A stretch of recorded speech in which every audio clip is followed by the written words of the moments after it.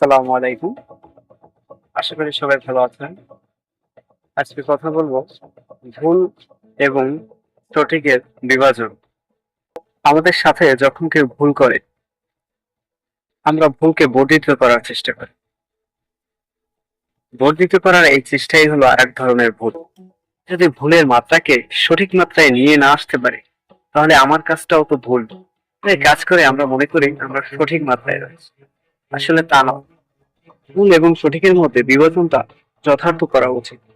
এবং সঠিকের মধ্যে বিভাজনটা এমন হওয়া উচিত যে ধরুন আমার সাথে কেউ ভুল করেছে, ভুল করার পর সে মাপ চেয়েছে, আমি ভুলটি ভুলের দৃষ্টিতে দেখেছি এবং তাকে মাফ করে দিয়েছি প্রকাশ্য দৃষ্টিতে। আসলে তা মন থেকে মাফ করে দেয়। অনেক সময় আমাদের ব্যবহার যে সেটি প্রকাশ পায়, আর এরকম ব্যবহার যে আমাদের যে কোনো সম্পর্কের দ্রুততা বৃদ্ধি পায়। ভুলের শুদ্ধতা না করে আমরা ভুলের মধ্যেই পড়ে থাকি।